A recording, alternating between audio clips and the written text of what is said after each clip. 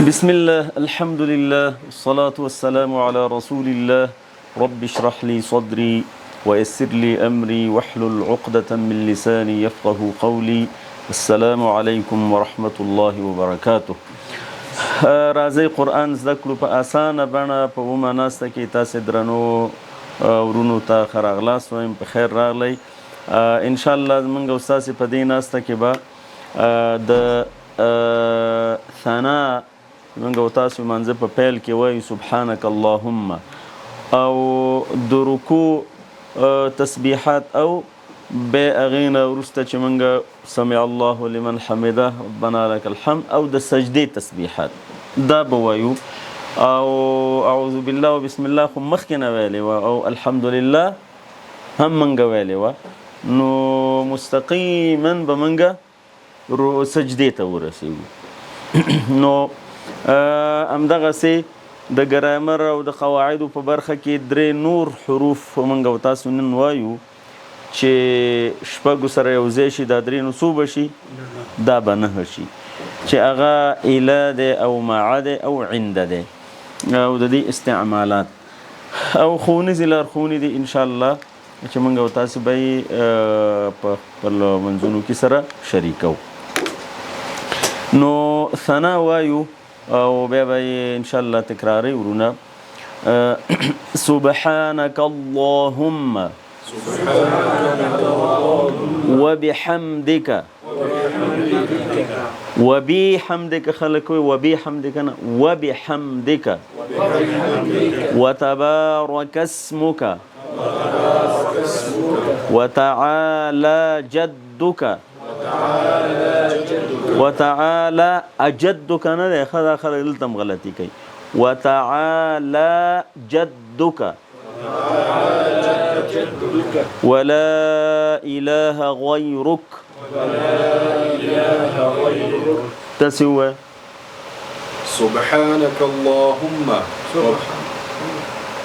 وبحمدك وتبارك اسمك وتعالى جدك وتعالى لقبه وقده وتعالى جدك دق دي باني ولاړ زور ده ولا إله غيرك لا وتعالى بيوه وتعالى جدك دلته دې پام دی که نه وتعالى لام باندې ولاړ ځل دی وتعالى جدك سبحانك اللهم وبحمدك وتبارك اسمك وتعالى جدك ولا إله غيرك سبحانك اللهم وبحمدك وتبارك اسمك وتعالى جدك ولا إله دا وتبارك بيوه وتبارك كيف ممكن الثين ثانية السين ده وتبارك اسمك قول التمخته وتبارك اسمك وتبارك اسمك ها وتعالى جدك وتعالى ده اللي جوجتك وتعالى جدك ها ولا إله غيرك سبحانك اللهم وبحمدك وتبارك اسمك وتعالى جدك ولا إله اواز دې ډېر ټیټو او ما واورېده خو ډېر اواز یې ټیټو ناشته یې نه کړې. سبحانك اللهم وبحمدك وتبارك اسمك وتعالى جدك ولا إله غيرك ان شاء الله. سبحانك اللهم وبحمدك وتبارك اسمك وتعالى جدك ولا إله غيرك سبحانك اللهم وبحمدك وتبارك اسمك وتعالى جدك ولا إله غيرك سبحانك اللهم حاسيو سبحانه سبحانك اللهم وبحمدك حاسيو وبحمدك وتبارك اسمك نه وتنه ده ور وجودا ده تا جودا ده وتبارك اسمك وتبارك اسمك سين وتبارك اسمك وتمو وتبارك اسمك وتعالى جدك ولا إله غيرك زي سبحانك اللهم وبحمدك حمنا هاو سبحانك اللهم سبحانك اللهم هم ثم سبحانك اللهم هم ثم سبحانك اللهم سبحانك اللهم وتبارك اسمك وبحمدك سبحانك اللهم وبحمدك تبارك اسمك وتعالى جدك لا إله غيرك. جزاك الله. وتعالى جدك. سبحانك اللهم وبحمدك وتبارك اسمك وتعالى جدك ولا إله غيرك. ولا اله غیرک. دا چې تاسو ته درس مورکو دا په ټول تکراروي، ځکه چې دا په ابتدا کې خلکو زده کړي دي، ډېر خلک په دې کې اشتباه کوي. نو عموما دې کې وتبار وي، وتعالم وي او سبحان وي، نو د دې تصحیح ضرور دی.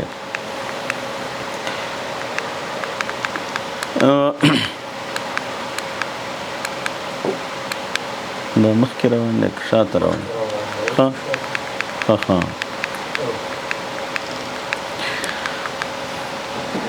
سبحانك. سبحان، دا سبحان جدا دی او که اشاره وي کوي سبحانك، او که داسې وي سبحانه سبحانك سبحانك. سبحان پاکیه، د دې دوه ترجمې کېږي. سبحان یو ترجمه ده چې پاک یې، یو ترجمه ده پاکی ده. که ترجمه وکړو د اول سره پاکی ته، که یعنی ته، او که داسې وویو چې پاکی ده، نو د که ترجمه به کوو تا لره. دواړه ترجمې یو معنا ده. سبحان څه معنا؟ پاک یې، که ته، پاک یې ته. او دا سبحان ګوره ډېر زیات راغلی قرآن کې. سبحان الذي اسرا، سبحان الذي سخر لنا، نام دا سبحان پاک دی. الذي هغه ذات، سبحانك پاک یې ته، سبحانه پاک دی هغه ذات. او دلته خو که یعنی گویا کې د لمونځ کوونکی الله رب العالمین مخاطب کوي، ځکه وایي چې مونځ معراج دی، د الله رب العالمین سره خبرې اترې دي لکه متکلم او مخاطب چې خبرې کوي. ولاړې سبحانك ای الله، دا ستا مخې ته چې ولاړم پاک یې ته، پاکي ده تا ته، تا لره. اللهم، اللهم مخکې موږ ترجمه کړې وه، څه معنی ده؟ ای الله، پاک یې ته اللهم ای الله. وبحمدک، دا تاسو ځنې ترجمه کړې خپله یې وکړئ. و څه معنی؟ بې څه معنی؟ سره له دې. حمد څه معنی؟ ستاینې، که ستا، یعنی پاک یې ته او سره د ستاینې ستا. دا وروسته راځي چې په دې ثنا کې مونځ کوونکی د الله تعالی د پاکۍ خبره هم کوي او بیا د هغې د ثنا او د صفت خبره هم کوي. یعنی لکه څنګه چې پاکي د تا لره، همدغسې حمد هم تا لره دی. او د حمد موږ څو ترجمې کړې وې؟ کومه؟ ستاینې او شکر. ته پاک هم یې او ستاینې هم که تا لره دي، ستا دي. کله چې یو مونځ کوونکی الله اکبر ووایي او دا ثنا وایي، دا ثنا ویل ضرور دي. ښه، دا ځینې خلک یې پرېږده، شارټکټ مونځ کوي، دا خپله معنا لري او دا ضرور دی. داسې خو نه چې سنت دی نو هغه به نه وایي. سنت خو همدې خاطر دی چې خلک پرې عمل وکړي. محترمو، د دې معنا دا ده چې کله انسان ودرېږي وایي چې سبحانک اللهم، ای الله ته پاک یې. د څه شي نه پاک یې؟ د ناوړو صفتونو نه پاک یې. یعنی ته په چا ظلم نه کوې، بې عدالتي نه کوې، لکه انسانان او نور مخلوقات چې کمزورۍ کې مبتلا کیږي ته د کمزورۍ نه پاکي ته د دې نه پاکي چې د چا مرستې ته اړ شي او ته د دې نه پاکي چې کم داسې یو حالت در باندې طاری شي چې لکه مونږ انسانان چې ستړي کیږو خوب را باندې راځي مریضیږو یا الله ته پاکي یعنی ته د مونځ کوونکی د دې اعتراف کوي چې زه د داسې ذات په وړاندې ولاړ یم چې هغه د عیب او د کمۍ د ټولو صفتونو نه پاک دی او دا معنی خامخا باید د سبحانک اللهم په ویلو د ذهن کې راشي کله چې مسلمان دا و چې یا الله ته پاکي نو د دې معنی دا ده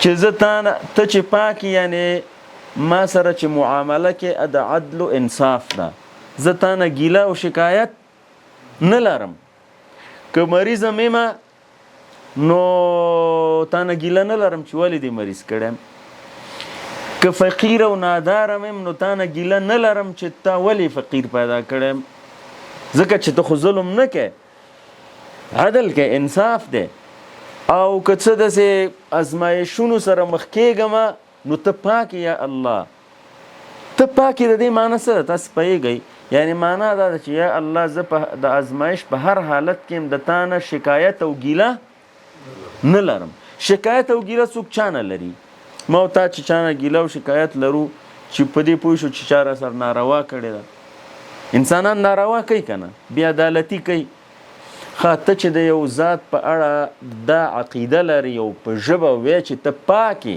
د ظلم نه پاکې نو معنا دا چې دا د ازمایش کې اچولی یم خامخا دې کې څه حکمت دی خامخا دا د رفع درجات کومه وسیله دی ما دپاره مقرر کړې ده یا د ګناهونو د بخشش کومه ذریعه یا کومه بله خبره ده زه په ظاهر کې پې نه پوهېږم خو دا ازمایش کې چې د مبتلا کړم نو د دې په اړه ګیله درنه نه لرم که تجارت کې مې نقصان وکړ نو دا بې عدالتي نه ده چېرته به چې شته متوجه کې خبره ورسېدی محترم ورونو دا معنا دا ده چې انسان د الله رب العالمین د پاکۍ اظهار او اعلان کوي په حقیقت کې د هغې مثبت رویې په اساس دا کوي چې د الله په اړه یې لري دا مثبته رویه ده ته چې وایې چې الله ته پاکې نو معنا دا چې انسان په ژوند کې خو ښې او بدې ټولې ورځې راځي په ښو ورځو کې خو خوشحالی خو دا بدې ورځې چې راشي نو که انسان په دې باندې عقیده لري په بدو ورځو کې نه ورخطا کېږي او وایي چې دا کوم حکمت دی که په غټه سطحه بدې ورځې راغلې که په وړې سطحه دا د کوم حکمت په اساس دا خبره روانه ده خبره ورسېدی سبحانك اللهم وبحمدك وبحمدك محترم ورونو دا حمد چې موږ او تاسې د ثنا او د ستاینې او د شکر په معنا ترجمه کړې په قرآن کریم کې دا په دین کې یو ډېر مهم اساسي خبره ده د مسلمان په ژبه او د هغې په عمل کې همیشه د الله رب العالمین په اړه دا دوه موضوعات باید همیشه موجودي چې ټول ستاینې هغې ته خاص کي د انسانان هم که یو بل سره ښېګڼه کوي د هغې شکر دې ادا کي لیکن اصل د عقیده دی چې دا انسان الله رب العالمین مسخر کړی چې دا خیر راته ورسوي خبره ورسېدې او الله رب العالمین هغه تقدیر کړی ده چې دا سړی ستا په خدمت کې مسخر کړي د دې څه کمال نه دی خبره ورسېدې حمد به هغې ته ستاینه او شکر به هغې ته خاص کړي وبحمدک او شکر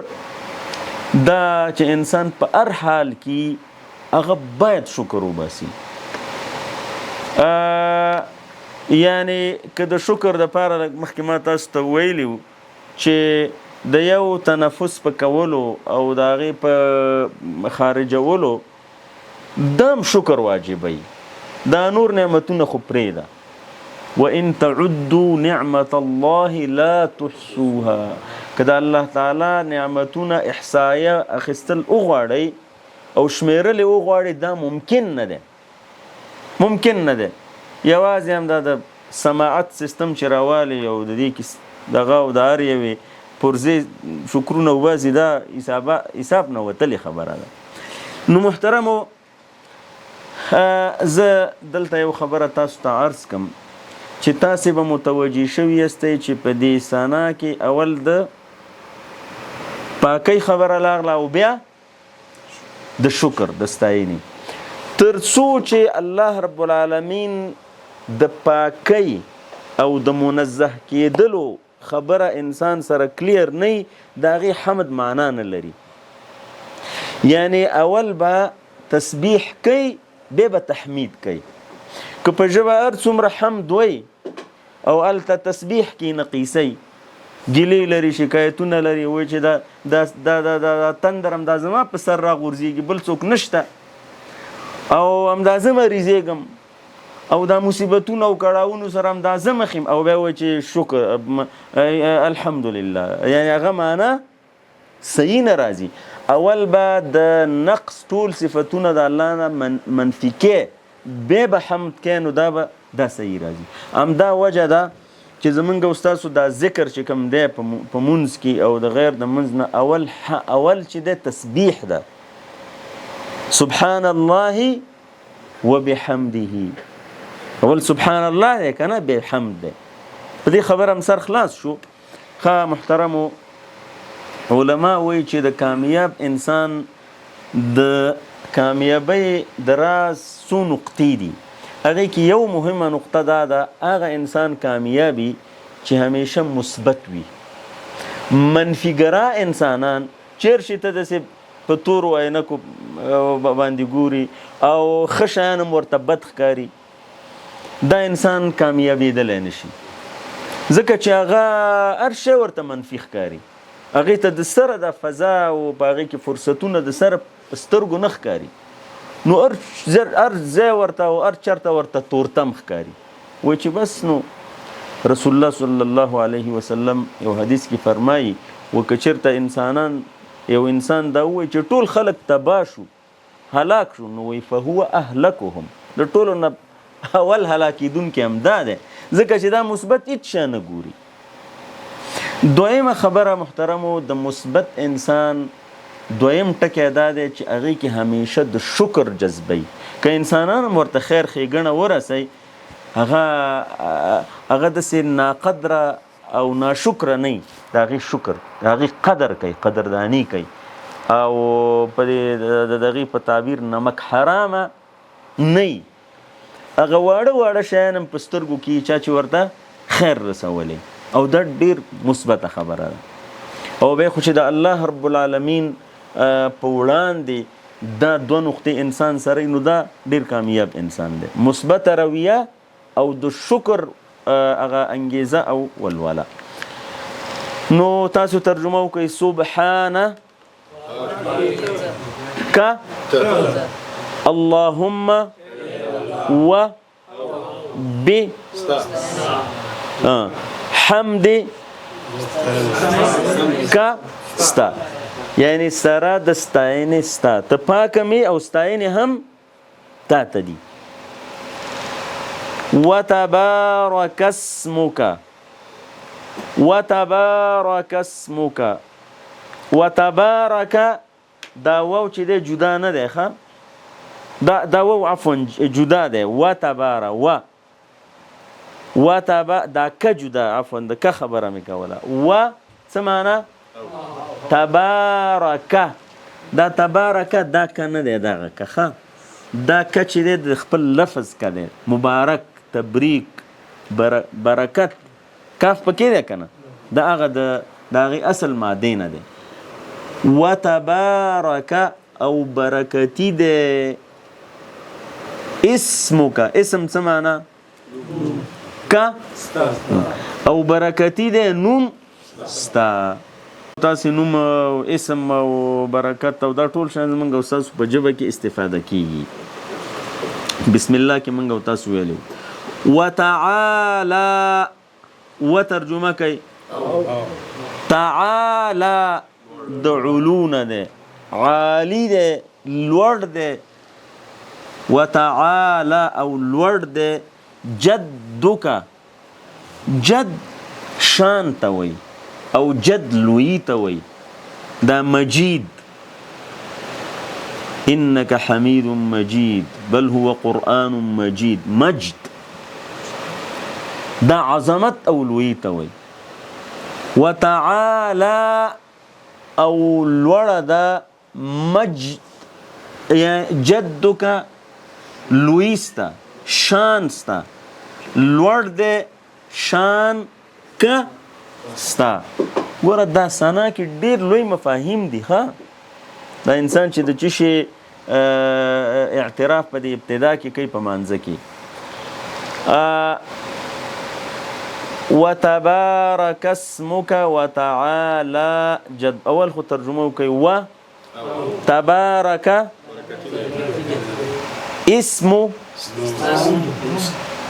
اسم سمانه کا ته یو ټکی ترجمه وکوي دا کوم خدا غواړو چې دا ترجمه استعداد پیدا شي و تعالى جد کا ستا او لوړ دې شان ستا محترمو دا خو یو دلته په مانځه کې منګو تاسو وایو لیکن حقیقت دا ده چې کله انسان دا الله تعالی د نوم د برکت خبره کوي او بیا د الله تعالی د لوی او د هغې د علو او د رفعت خبره کوي دا کوم داسې په ژبه معنا نه لري دا باید د هغې زړه ته کوز شي دا همداسې دی که یو انسان اوبه وایي نو تندی نه ماتېږي تر څو چې یو ګیلاس راشي او هغه یې وڅکي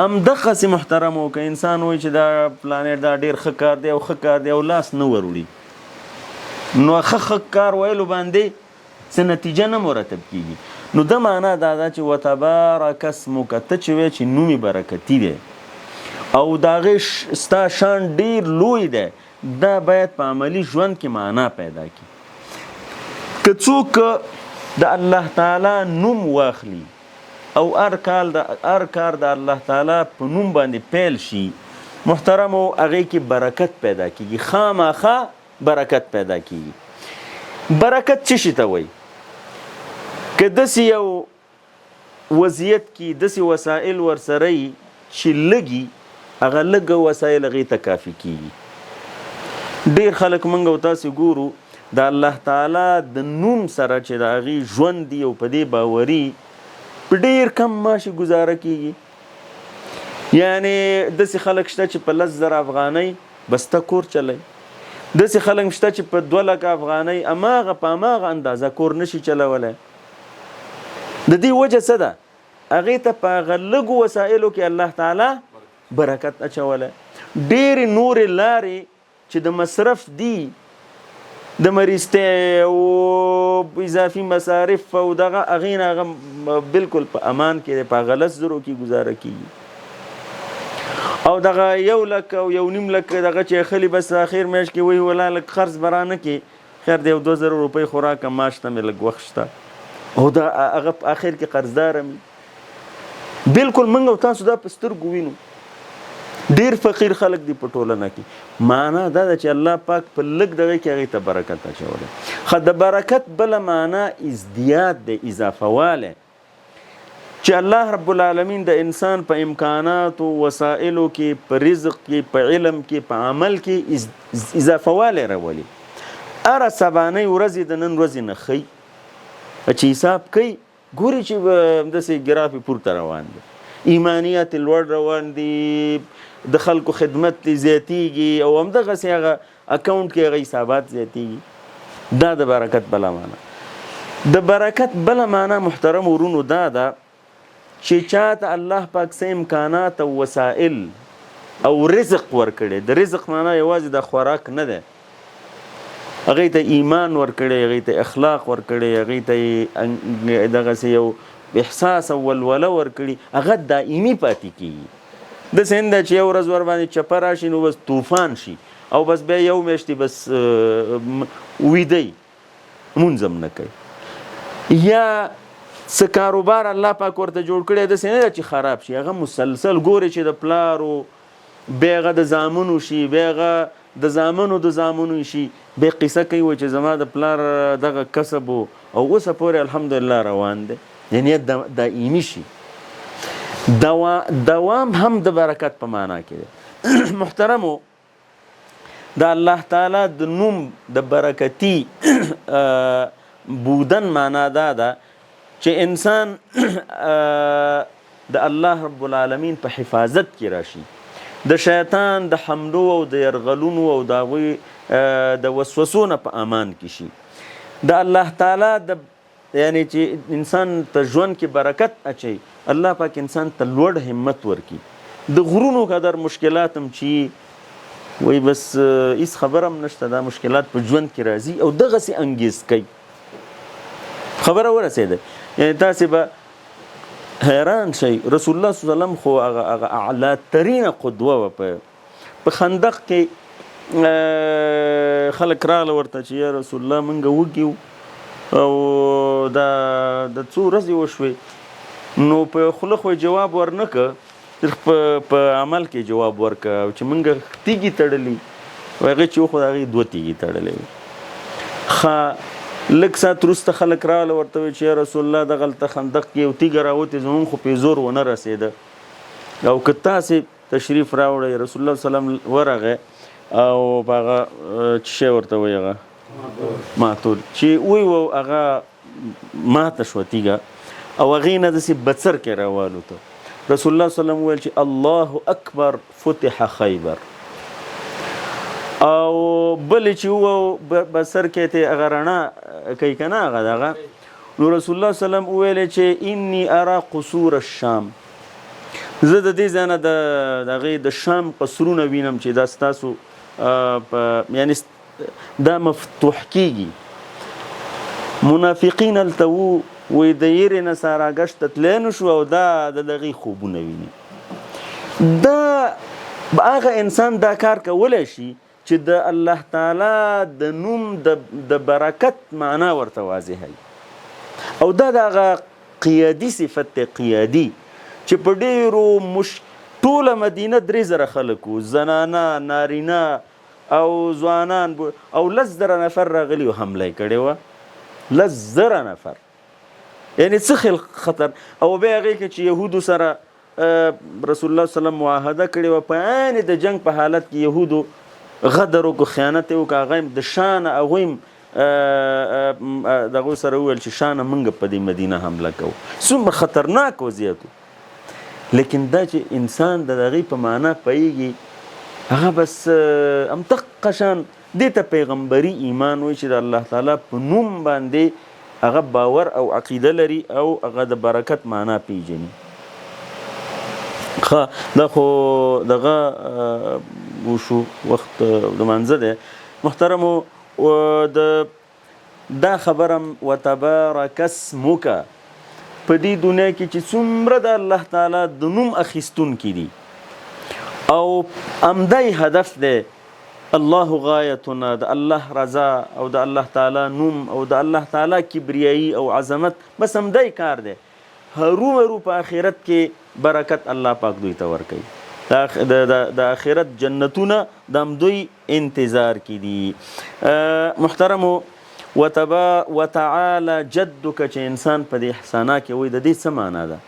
د دې معنا دا ده په منځه کې سړی ودرېږي که نه، او ذهن ته یې راشي چې دا پلانی خان صاحب او ملک صاحب او دا قمندان صاحب او دا وزیر صاحب او دا امپراتور صاحب دوزان داسې غټ غټ ورته ښکاري. نو دا چې وایي وتعالى جدک، د خلکو دا لویي، د خلکو دا ځواک، د خلکو دا اختیار او د خلکو دا طاقت، دا ټول جعلي دی. اصل لویي چې دا ستا دپاره ده، اصل لویي. او دا کم خلک چې لوی دي، هماغه خلک لوی دي چې تا سره وصل شوي، او د هغو دا عظمت دا هغو خپل نه دی، په دې وجه دا عظمت هغوی ته حاصل دی چې ستا د نوم سره وصل دي. خبره ورسېدي. دا محترمو د تربیت یو ډیره مهمه نقطه ده. کله کله انسانان داسې شکست خورده شي، لږ دغه چې وګوري د خلکو د امکانات او وسایل د دښمن د کفر ورخطا شي او منهزم شي او شکست خورده شي. دلته وتعالى جدک معنا لري چې یا الله دا څومره پادشاهان او شاهان او دا څومره لویان چې دي که نه ستا په مخ کې واړه دي، هیڅ دي، اصلا هیڅ دي. ولا اله غیرک، ولا وترجمه کوي لا اله غیرک، غیر چې دی غیر پرته، غیر المغضوب کوم ویلو کا څه معنا پرته ستا، او که داسې غیرو او که داسې وکم غیرو او که داسې وکم غیرنا او که داسې وکم ولا اله غیرک، او ستا پرته هیڅ معبود نشته. او دا څوک چې معبودان ځان ګرځولی دا ټول جعلي دي، دا ټول جعلي دي، حقیقي معبود دی.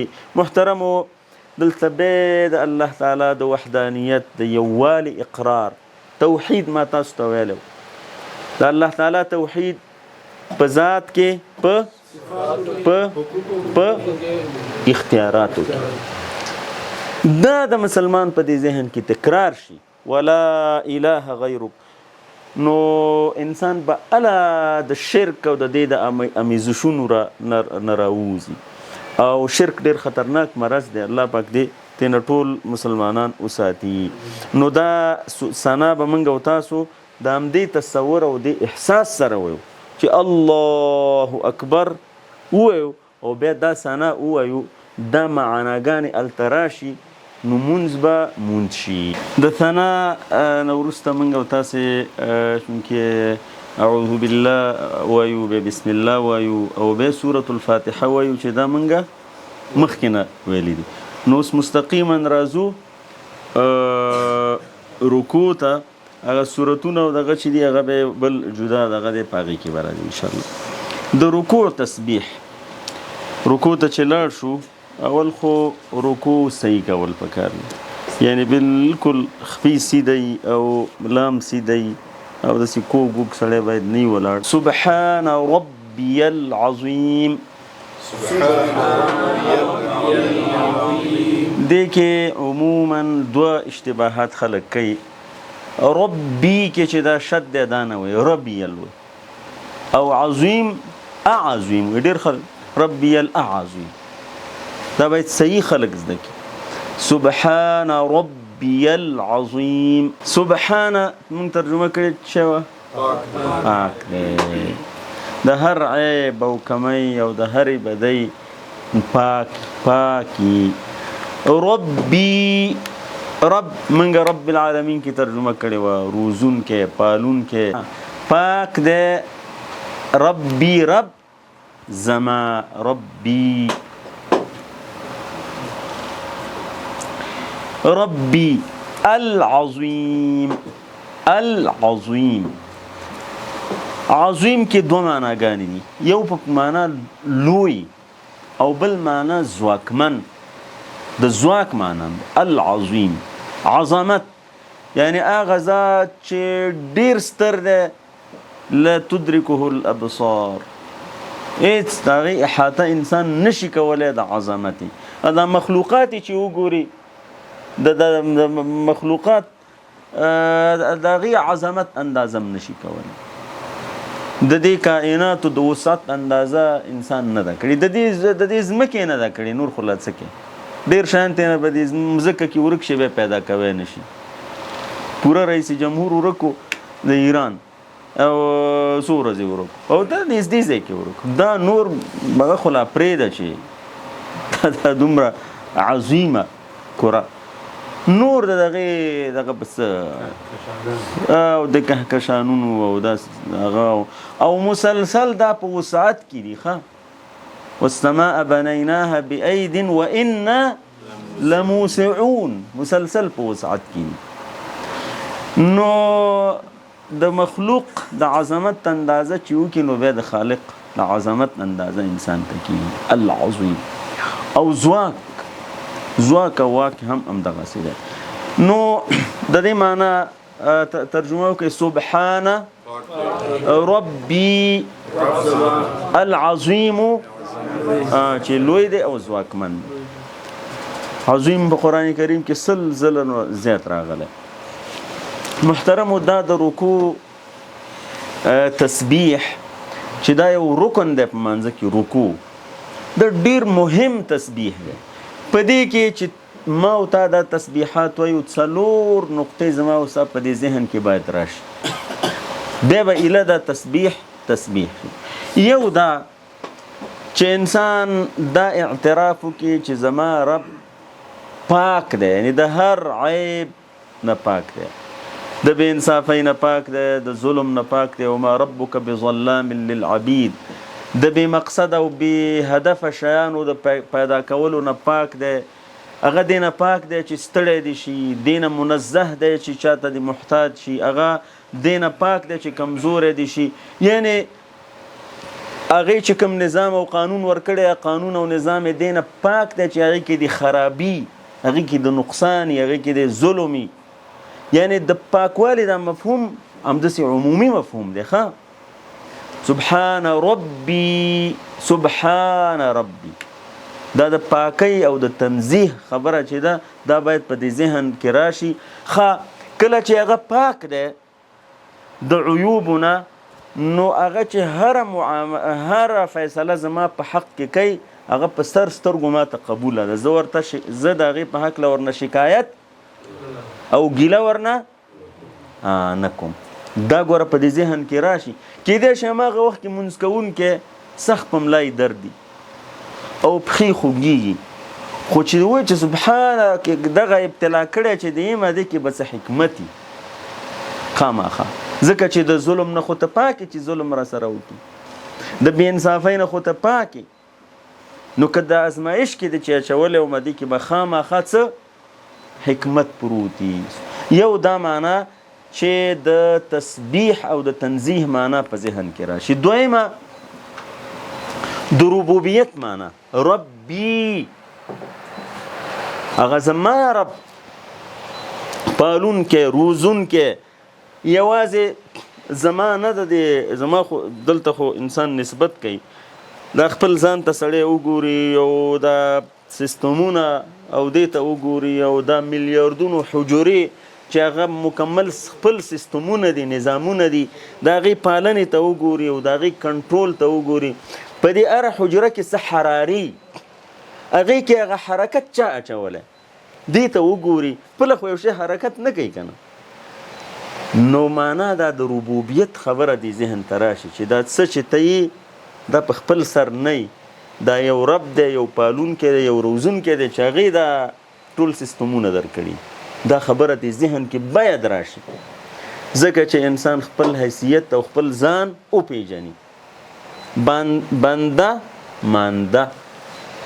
مانده بس یو د هغې به د کلانکاري چې شي لږه ته به چې پې راشي بیا د خوځېدو نه خبره ورسي. ربي نو لحظه په لحظه ما او تا ته اکسیجن را کوي. د اوبو خو به لږه ګزاره وکړي سړی یو ورځ او دوه، د اکسیجن سره به څه کوي. دا چې دا په بیه وی دا لږ مالداره خو یو څو ورځې ژوندي پاتې وي، دا ټول به په مرګ محکوم وي. دا اوبه چې دغسې په بیه وی، ډېرو ځایونو کې اوس هم په دنیا کې د پټرولو نه اوبه قیمته دي، ډېرو ځایونو کې، په ایران کې هم داسې ده. نو محترمو بیا دا رب چې دی د هاضمې سیستم ورچ او هر څه ورچ اول د پوهېږي نه چې دا څنګه تحلیل کېږي. ورچ وایه کلک خواړه او دغه د تنفسي جهاز، دا ګردې فعالیت کوي، دا زړه فعالیت کوي، داسې مشین دی چې یو لحظه هم نه ودرېږي. نو دا رب، دا ټول کارونه رب کوي. دا په دې ربي کې باید راشي. دا دویمه نقطه. دریمه نقطه محترمو هغه دا دی چې ربي چې سړی وایي، انسان باید الله رب العالمین سره د قرب او نزدېکت احساس وکړي. داسې ونه وایي چې سبحان رب العظیم، وی ربي د یو مور چې څو بچي که نه او یا د یو پلار او وایي چې دا پلانې چې دی که نه دا احمد دا نو زما بچی دی، خو ټول د هغې بچي، خو دا زما چې هغه نسبت چې دی که نه هغه څومره احساس د نږدېوالي او د قرب سړی کوي. او بیا درجه په درجه چېرته د دې رئیس الوزرا صاحب وایي چې دا فلانی چې دی دا زما خاص سپیشل دغه دی، دا د قرب دغه چې دی دا ډېر مطلوب شی دی. چېرته چې انسان د خپل رب سره د مینې او د محبت او د قرب او د نږدېوالي دا احساس باید وشي. العظیم، العظیم، العظیم ستر، ځواکمن او لوی. انسان دا په کوم حالت کې وای؟ دا په داسې حالت کې وای چې خپله څنګه دی، خپله یې سر ټیټ کړی او خپله د رکوع په حال کې دی او هغه وخت کې تعبیر کوي چې ربي العظیم.